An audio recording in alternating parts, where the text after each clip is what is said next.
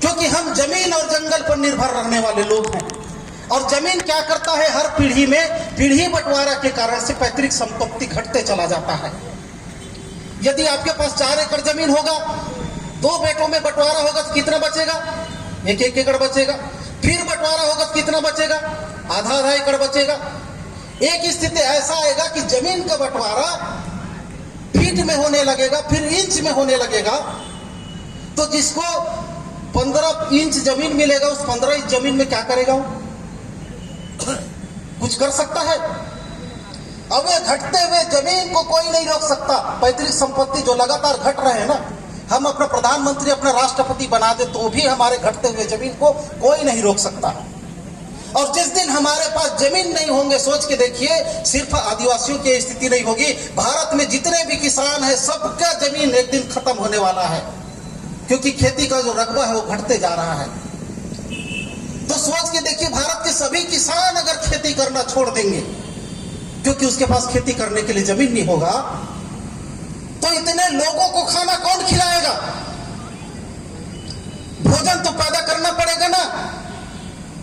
और ये भोजन जमीन में ही पैदा होता है, आसमान में पैदा नहीं होता, फैक्ट्री में पैदा नहीं होता। और भोजन करने के लिए जमीन चाहिए होगी, और भारत के किसानों के पास जमीन नहीं होगा। तो जिस प्रकार से कोयले के लिए जमीन का आवंटन किया जाता है, उसी प्रकार से खेती के लिए जमीनों को अधिग्रहित करके बड़े बड़े उद्योगपतियों को एग्रीकल्चर ब्लॉक बना करके आवंटित किया जाएगा। उस समय पैकेट में भोजन आएगा, जैसे कुरकुरे चिप्स का पैकेट आता है ना, जिसको बच्चे लोग खाने के लिए जिद करते हैं। आने वाले 2 पीढ़ी के बाद भोजन का पैकेट आएगा जो 3 महीने तक जिसका एक्सपायरी डेट नहीं होगा। लोग उसी पैकेट वाला भोजन को खरीद करके खाने के लिए मजबूर होंगे। लेकिन सवाल यह है कि उस पैकेट वाला भोजन को खरीदने के लिए आपके पास रुपया कहां से आएगा? क्योंकि एक तरफ आपके पास जमीन नहीं होगा, दूसरी पास जंगल नहीं होगा, तो खरीद कर खाने के लिए रुपया चाहिए होगी। ये तो भोजन की स्थिति हो गई। जितने भी प्राकृतिक संसाधन है ना, प्राकृतिक संसाधन, पानी प्राकृतिक संसाधन है। प्राकृतिक संसाधन का मतलब यह होता है कि उसको इंसान नहीं बनाता, कुदरत उसको बनाता है। पानी को किसी इंसान ने बनाया क्या? प्रकृति ने बना करके रखा हुआ है। हवा को क्या अब इंसान ने बनाया? प्रकृति ने बना करके रखा हुआ है। भोजन को इंसान नहीं बनाता, कुदरत ने बना कर रखा हुआ है। भोजन को हम सिर्फ रसोई में पकाते हैं अपने टेस्ट के अनुसार, बाकी भोजन कुदरत बना के रखता है। गोभी में जो गोभी का गुण है किसी इंसान ने भरा क्या? नींबू में जो खट्टा का स्वाद है किसी इंसान ने भरा क्या? कुदरत ने बना कर रखा हुआ है। हम अपने स्वाद के अनुसार उसको सिर्फ मॉडिफाई करते हैं। हवा है, पानी है, भोजन है, औषधि है, इसको इंसान नहीं बनाता। आप लोगों को लग रहा है कि दवा को जो है दवा बनाने वाले कंपनी बनाती होगी, वो कुदरत बना करके रखा हुआ है। तुलसी में तुलसी का गुण, नीम में नीम का गुण कुदरत ने भर कर रखा हुआ है। और कुदरत में बनाया हुआ जो चीज है उसको कोई भी जीव जंतु खरीदता बेचता नहीं है। इंसान एक ऐसा प्राणी है जो प्राकृतिक संसाधनों को उद्योग में मॉडिफाई करके खरीदता और बेचता है। इस धरती में पानी क्या कोई दूसरा जीव जंतु खरीदता है? इंसान को छोड़ करके, फिर भी वो प्यासा नहीं मरता है। इस धरती में इंसान को छोड़ करके कोई भी जीव जंतु भोजन खरीदता और बेचता नहीं है, फिर भी वो भूखा नहीं मरता है। इस धरती में इंसान को छोड़ करके कोई भी जीव जंतु औषधि नहीं खरीदता है, फिर भी वो बीमार नहीं पड़ता है। लेकिन इंसान जिसके पास सारे संसाधन हैं, उसके बावजूद भी एक के शरीर में 15-20 बीमारियां हैं, उसके बावजूद भी वो भूखा मरता है, उसके बावजूद भी वो प्यासा मरता है। तो सोच के देखिए, जब ये पानी, हवा, उद्योगपति अपने फैक्ट्री में जब बनाने लगेगा, और शुरू हो चुका है कोरोना काल में, आप लोगों ने उसका ट्रेलर देख लिया है। ऑक्सीजन का महत्व आप लोगों ने देख लिया है। तो पानी आप पैकेट वाला, भोजन आप पैकेट वाला खरीदेंगे, और पानी कुआं का पानी, तालाब का पानी, नदी का पानी प्रदूषित हो रहा है, उसको जब पिएंगे आप तो आपको सर्दी खांसी पकड़ेगा। हॉस्पिटल में जाएंगे तो कोरोना का जांच करके कोरोना पॉजिटिव निकाल देंगे। इलाज कराएंगे तो 500 रुपया लगेगा, उससे बचने के लिए आप 20 रुपया का बोतल खरीद के पानी पिएंगे। अब ये हो रहा है। दो पीढ़ी के बाद सब लोग 100% बोतल वाला पानी खरीद करके पिएंगे, तो पानी खरीदने के लिए आपके पास रुपया कहां से आएगा? बीमारी बढ़ेगी, फेफड़े की बीमारी बढ़ेगी, क्योंकि प्रदूषण बढ़ रहा है। तो डॉक्टर के पास जाएंगे, डॉक्टर तो पहले जांच करेगा 10 ठो बीमारी निकालेगा, क्योंकि उसको कई ठो बीमारी, किडनी का भी, बीपी का भी, शुगर का भी, फेफड़े का भी बीमारी होगा। सभी दवाइयों के साथ में पर्ची में यह भी लिखेगा कि 24 घंटा तुमको ऑक्सीजन का सिलेंडर पीठ में लटका करके चलना पड़ेगा। फेफड़े की बीमारी है तो फेफड़े की बीमारी वालों को के लिए दवा नहीं आता, उसके एक ही इलाज है ऑक्सीजन। और ऑक्सीजन आपको उद्योगपतियों से ब्रांडेड वाला खरीदना पड़ेगा। अंबानी का ऑक्सीजन, अडानी का ऑक्सीजन खरीदना पड़ेगा। तो ऑक्सीजन आप कहां से खरीदोगे? रुपया कहां से आएगा? इस धरती में अमीर वह व्यक्ति बनता है जिसके पास रुपया आने के स्रोत होते हैं। वह व्यक्ति गरीब होता है जिसके पास रुपया आने के स्रोत नहीं होते। पहले की परिभाषा अलग थी। पहले अमीर उसको कहा जाता था जिसके पास जमीन ज्यादा होता था, जानवर ज्यादा होते थे, पेड़ पौधे ज्यादा होता था। लेकिन आज के समय में अमीर उसको कहा जाता है जिसके पास रुपया ज्यादा होता है। और आपके पास रुपया आने के जो स्रोत है जमीन, वो तो खत्म हो जाएगा 2 पीढ़ी के बाद। खेती करके रुपया आता है ना आपके घर में, जंगल से वनोपज से रुपया आता है ना आपके घर में। नौकरी करने वाले लोग सोच रहे होंगे हम तो शहर में भैया बिल्डिंग बना चुके हैं, हमको तो कोई दिक्कत नहीं होने वाला है। ऐसा बहुत से नौकरी करने वाले लोग सोचते हैं। तो नौकरी करने वाला शहर में 10 डिसमिल में जमीन बना लिया है, तो उसके 2 बेटे भी तो बंटवारा मांगेंगे, कितना बचेगा? 5-5 डिसमिल। फिर बंटवारा मांगेंगे 2.5 डिसमिल। कितना दिन तक शहर का जमीन बचेगा उसका? और क्या सभी नौकरी वालों को नौकरी मिलेगा? और जिसको नौकरी नहीं मिलेगा वो फिर कहां से आएगा? गांव में वापस आएगा। जब गांव में वापस आएगा तो गांव में तो उसको कुछ काम आता नहीं है, तो दोस्तों के साथ चौक चौराहे पर बैठ करके दारू पिएगा, गांजा पिएगा। ये उसका एकमात्र विकल्प बचेगा। तो नौकरी करने वाले इस घमंड में ना रहे भैया हम सुरक्षित हैं। सबसे ज्यादा धोखा खाने वाले हैं नौकरी करने वाले लोग। भविष्य में सबसे ज्यादा धोखा खाएंगे नौकरी करने वाले लोग। तो इसका एक ही उपाय है कि हमको अपने घर में रुपया आने के स्रोत पैदा करने होंगे। तो रुपया आने के हमारे घर में स्रोत कब होगा? सिर्फ उद्योग व्यापार से होगा। जब तक हम उद्योग व्यापार नहीं करेंगे हमारे घरों में रुपया आने का स्रोत पैदा नहीं हो सकता। लेकिन समस्या यह है कि आपके घर में रुपया तभी आएगा जब आप उद्योग व्यापार करोगे। और हर कोई उद्योग व्यापार करना चाहता है, कोई साइड बिजनेस करना चाहता है, लेकिन वो कर नहीं सकता। किसी को जमीन के बदले में कोल खदान खुला मुआवजे में उसको 50 लाख मिला, वो 50 लाख का पहले बोलेरो खरीदेगा, कार खरीदेगा, उसके बाद पी करके सब पैसा खत्म कर डालता है। मुआवजे के पैसा से वो अमीर नहीं बन सकता। हमारे समाज में व्यापार करने का स्किल ही नहीं है। किसी MBA किए वाला जो व्यक्ति है, जो कॉमर्स में पढ़ाई करके आए, उसको आप 50 लाख दोगे, भैया तुम बढ़िया पढ़े लिखे हो, समाज का बेटा हो, चल हम तुमको समाज की तरफ से 50 लाख देते हैं, कुछ व्यापार कर, तो पैसा खत्म हो जाएगा। लेकिन वो व्यापार नहीं कर सकता क्योंकि उसके पास स्किल नहीं है, जानकारी की कमी है। तो व्यापार की दुनिया में 3 प्रकार की समस्याएं थी। पहला, जानकारी का अभाव। जानकारी इसलिए नहीं है क्योंकि किसी भी स्कूल में व्यापार के बारे में नहीं पढ़ाया जाता, किसी कॉलेज में नहीं पढ़ाया जाता, किसी यूनिवर्सिटी में नहीं पढ़ाया जाता। हमारे घर में वैसा वातावरण नहीं है। कोई नेता अपने भाषण में व्यापार करो नहीं बोलता है। तो सब जगह क्या शिक्षा दिया जाता है हमको? पढ़ लिख करके नौकरी कर, नौकरी पाओगे तभी अच्छा शादी होगा। तो सब लोग किस लिए पढ़ाई कर रहे हैं? नौकरी पाने के लिए पढ़ाई कर रहे हैं ना। तो नौकरी पाने के लिए जो पढ़ाई कर रहा है, क्या वो कभी उद्योगपति बन सकता है? नहीं बन सकता। तो हमको आज से माइंड सेट को चेंज करना होगा। दिमाग में ये नया सॉफ्टवेयर इंस्टॉल करना होगा, एप्लीकेशन इंस्टॉल करना होगा। जब तक आप अपने दिमाग में उद्योग व्यापार का एप्लीकेशन, क्या बोलते हैं उसको, इंस्टॉल नहीं करोगे, तब तक दिमाग उस दिशा में सोचेगा नहीं। उदाहरण के लिए, यदि आपके मोबाइल में व्हाट्सएप नहीं है और आप चाहोगे कि मैं व्हाट्सएप चला लूंगा, संभव है? व्हाट्सएप चलाने के लिए पहले मोबाइल में व्हाट्सएप का इंस्टॉलमेंट करना पड़ेगा ना।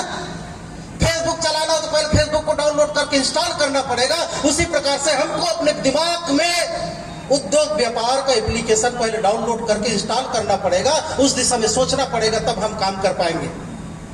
ये सारा चीज माइंड के प्रोग्रामिंग से होता है। हमारे माइंड में क्या बसा हुआ है, हम कभी अमीर बन ही नहीं सकते, हम तो नौकरी करने के लिए पैदा हुए हैं।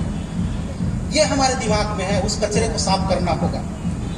तो इसके लिए हम लोगों ने बहुत विचार करके, पूरे देश भर के लोगों ने विचार करके, खास करके आदिवासी महासभा के जिन नेता लोग हैं, प्रमुख लोग हैं, विजय कुजूर और कृष्णा हंसदा सर लोगों की जब गिरफ्तारी हुई, तो उस समय देखा जाने लगा कि देश के बड़े नेता जो पूरे देश भर में आंदोलन कर रहे हैं, देश भर के लोगों को जगा रहे हैं, उनको जमानत करने के लिए लोगों के पास पैसा नहीं था, उनके साथ खड़े होने के लिए कोई डरते थे। ये सब क्यों हो रहा था पता है? क्योंकि हमारे पास पूंजी नहीं था, और जिसके पास पूंजी नहीं होता है वो सब चीज से डरता है, और जिसके पास पूंजी होता है ना, वो अंगूठा छाप रहता है, फिर भी जो है मंत्रालय में घुस करके दबंगी से बात कर सकता है। तो पैसा ही पावर है आज के समय में। पावर क्या है? पैसा, रुपया। यदि रुपया नहीं है तो आपका कॉन्फिडेंस, आपका चेहरा दिखा देगा कि आपके पास पैसा नहीं है, चेहरे में झलकता है। लेकिन आपके पास रुपया है तो चेहरे में अलग रौनक दिखता है। तो ये रुपया कमाने के लिए एक हम लोगों ने विचार करके एक सिस्टम बनाया, जिस प्रकार से हम इस देश के मालिक हैं तो हमको फिर से मालिक बनना होगा। और मालिक बनने के लिए वर्तमान में दो ही रास्ते हैं। यदि राज करना है देश में तो दो ही तरीके हैं, या तो आप चुनाव लड़के वोट के माध्यम से राज करो, अथवा व्यापार करके नोट के माध्यम से राज करो। वोट के माध्यम से राज करोगे तो 5 साल के लिए राज करोगे, अगले 5 साल कुर्सी से उतार दिए जाओगे। लेकिन नोट के माध्यम से राज करोगे तो कभी कोई कुर्सी से उतार नहीं सकता, बल्कि आप तय करो कि कुर्सी में बैठेगा कौन। जो व्यापार करता है वही राज करता है। अंग्रेज लोग जब यहाँ आए तो राज करने नहीं आए थे, वो व्यापार करने आए थे, और देखते देखते राज करने लग गए। वोट और नोट में बड़ा अंतर यह है कि आप जिससे नफरत करते हो ना, उसको आप वोट नहीं दोगे। लेकिन नोट एक ऐसा चीज है, आप किसी से नफरत भी करते हो लेकिन उसका प्रोडक्ट खरीदते हो, मतलब आपने उसको नोट दे दिया। पतंजलि बाबा रामदेव के खिलाफ जो है बहुत से लोग पसंद नहीं करते बाबा रामदेव को, लेकिन उसका टूथपेस्ट का इस्तेमाल करते ही मतलब उसको नोट दे दिया। बाबा रामदेव चुनाव में चुनाव लड़ेंगे तो आप वोट नहीं दोगे, लेकिन उसका प्रोडक्ट खरीद के आपने नोट दे दिया, मतलब उसको अमीर बना दिया ना। तो ये नोट की ताकत को समझना होगा। 3 प्रकार की जो समस्या आती है, जानकारी का अभाव, और दूसरा पूंजी का अभाव। आप करना तो चाहते हैं लेकिन आपके पास पैसा नहीं है।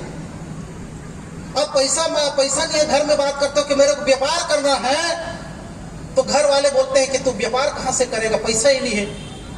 अब सरकारी योजना जो रहते हैं, अनुदान की जो योजना रहता है, उसके चक्कर लगाते हैं जिला कार्यालय में, वहां से पास भी हो जाता तो बैंक वाला आपको लोन नहीं देगा, क्योंकि आपके पास गारंटर नहीं होता है, बैंक वाला लटका देगा। तो पैसा नहीं होने के कारण से आप व्यापार नहीं कर सकते। ये दूसरा समस्या, पूंजी के अभाव।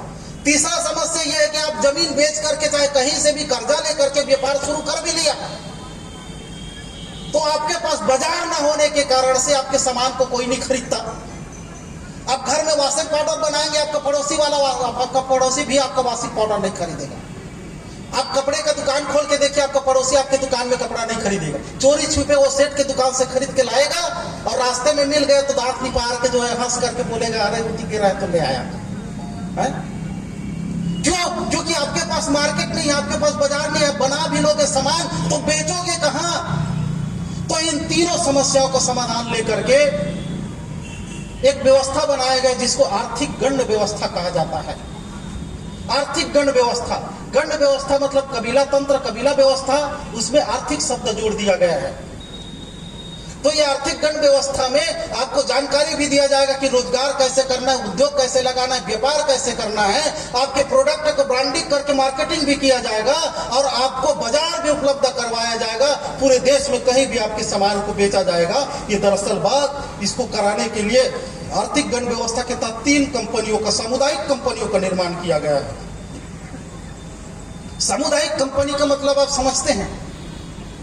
हमारा समुदाय शुरू से ही सामुदायिक व्यवस्था में ही रहा है, सामूहिक व्यवस्था में रहा है। वो निजी बात को विश्वास नहीं करता, इसीलिए गांव का कोई व्यक्ति अकेले तरक्की करता है ना, गांव का कोई व्यक्ति अकेले तरक्की करने की कोशिश करता है तो गांव भर के लोग पकड़ करके उसकी टांग पीछे की तरफ खींचते हैं। तो व्यक्ति क्या बोलता है कि मेरे को गांव के लोग आगे बढ़ने नहीं देते हैं, मैं तरक्की करना चाहता हूं लेकिन गांव के लोग मेरे को टांग पकड़ करके खींचते हैं। भैया तुम आगे बढ़ोगे तो गांव के लोग टांग पकड़ कर खींचेंगे ही, क्योंकि हमारे समुदाय में सामुदायिक रूप से आगे बढ़ने की व्यवस्था है। तो जिस प्रकार से भारत एक गणराज्य है और भारत किसी का निजी नहीं है, जिस प्रकार से झारखंड समुदाय का है, किसी का निजी नहीं है, उसी प्रकार से आर्थिक गण व्यवस्था किसी का ना हो बल्कि एक आदिवासी समुदाय की सरकार चलाने टाइप से व्यवस्था हो। उस व्यवस्था का नाम है आर्थिक गण व्यवस्था, जिसमें 3 प्रकार के कंपनियों का निर्माण किया गया है। वो तीनों कंपनियां पब्लिक की है, आप लोगों की शेयर होल्डर से बने हैं। उसमें बरार, खरवन, मुरई की व्यवस्था है, जिसमें जो है ना जैसे भारत में आरबीआई है, रिजर्व बैंक ऑफ इंडिया, उस टाइप से उसमें बरार और खरवन से जो है अरबों रुपया कलेक्ट होगा 1 रुपया से। आप लोगों के गांव में बरार व्यवस्था विधि, प्रचलित विधि जो रहता है गांव में, विद्यमान विधि, उस विद्यमान विधि के तहत हर गांव में अपने गांव की पूजा पाठ के लिए बिगरी बोलते हैं इधर ना, बिहरी बिहरी बोलते हैं उराव में, और संथाल में शायद मुरई बोलते हैं, हमारे तरफ बरार बोलते हैं, कहीं बिरार बोलते हैं। उसका खासियत यह है कि वो बराबरी से घरों-घर इकट्ठा किया जाता है, किसी से ज्यादा किसी से कम नहीं लिया जाता है। अनाज हो चाहे राशि हो, गांव में पूजा पाठ करना हो चाहे गांव का जो है कोई त्योहार मनाना हो तो बराबरी से किया जाता है। ये व्यवस्था सिर्फ गांवों तक लागू है। लेकिन इस व्यवस्था को यदि हम नेशनल लेवल पर विधि बना करके, एक सामाजिक नियम बना करके लागू कर दे तो इस देश में 12 करोड़ आदिवासी हैं। इसी के तहत सरगुजा संभाग में छत्तीसगढ़ में एक प्रयोग किया गया, 1 साल तक 6 जिला में इस बरार व्यवस्था को कानून बना करके लागू किया गया समाज के द्वारा। तो उसमें 2 प्रकार के बरार लागू किए गए। जो अधिकारी कर्मचारी हैं वो अपने इनकम का मात्र 1% समाज को क्या देंगे, बिहरी देंगे, और दूसरा जो आम पब्लिक है वो एक दिन में 1 रुपये अपने खर्चे से बचत करके 365 रुपये साल भर में बिहरी या बरार देंगे।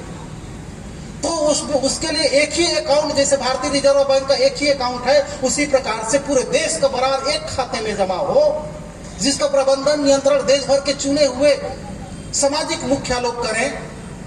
यह व्यवस्था बनाया गया। तो सोच के देखिए, टेस्ट के नाम पर एक व्यक्ति 1 रुपया भी डालता है और 12 करोड़ आदिवासी है तो एक ही दिन में 12 करोड़ हो सकता है। तो साल भर में कितना होगा, वो 1000 करोड़ रुपया हो जाता है एक साल में। इतना पैसा आएगा तो समाज का खुद का बैंक हो सकता है, खुद का इंश्योरेंस कंपनी हो सकता है।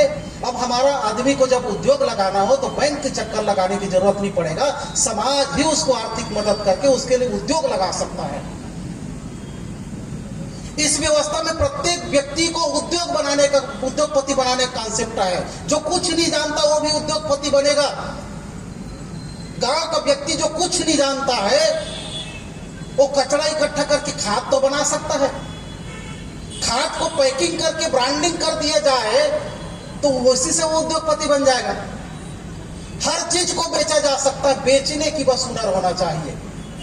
गांव का ऐसा कोई कचरा नहीं है जिसको नहीं बेचा जा सकता। सबको पैकिंग करके ब्रांडिंग करके बेचा जा, कीड़े मकोड़े सबको बेचा जा सकता है। सबके खरीदार हैं इस दुनिया में। तो ब्रांडिंग करने की जरूरत है।